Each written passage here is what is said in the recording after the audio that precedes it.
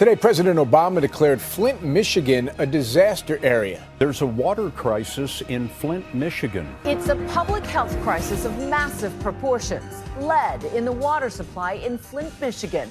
People breaking out in rashes, losing hair. The doctor who sounded the alarm was ignored, but not anymore. In 2014, Flint switched its water source from Detroit's water to the Flint River. The new water source was improperly treated, causing lead from the aging pipes to leach into the water supply. Many of the water service lines in Flint were installed between 1901 and 1920. This was before the U.S. declared lead piping dangerous and were prohibited from being used.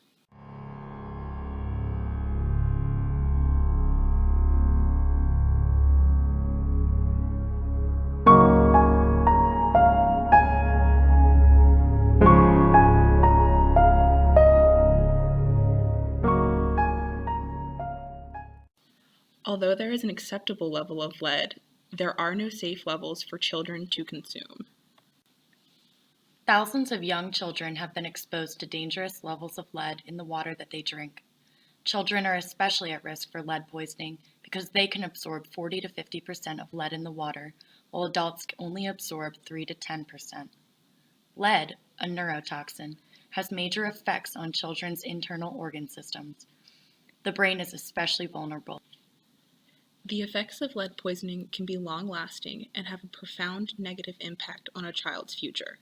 Learning disabilities, drops in IQ, and behavior issues are all common in children who have suffered from lead poisoning. Residents in Flint have reported breaking out into rashes and losing their hair when exposed to water.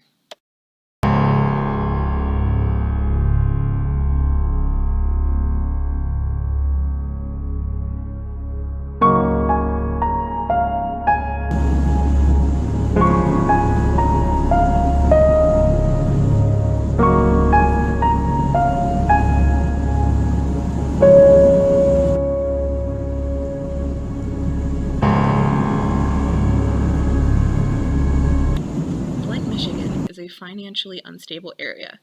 Due to this, most residents don't have transportation and can't make it to health centers, clean water, or to the free water filters being given to the residents. Even before switching water sources, there was 5 times the amount of lead in the water when compared to the normal values.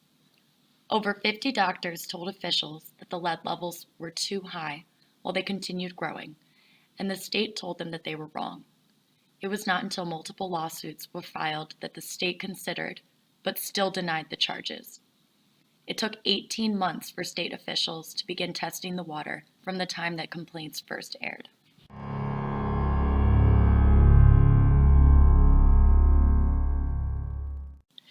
Due to the large issues with the water, any funding provided goes directly to lawsuits instead of initiatives to help with the economy. Programs that focus on success in the classroom is one way officials plan to accommodate the effects of lead poisoning in the children in Flint. Another resource that would benefit the kids is providing health services and nutritional programs in the schools to ensure that they are getting enough of the resources that they need. While the water source has been switched back to the Detroit water, the damage to the pipes is already done, so the water continues to be contaminated with lead. The current issue being faced by the residents is that the government is trying to assign blame instead of fixing the pipes. They also fear that once blame is assigned, the issue will be dropped and the water won't be fixed. Due to the loss of time in the media, donations of clean water have drastically dropped, making the need for a solution to the problem even more urgent. Doctors in the area are currently trying to create a mobile medical unit in order to make healthcare more accessible to the residents in the area.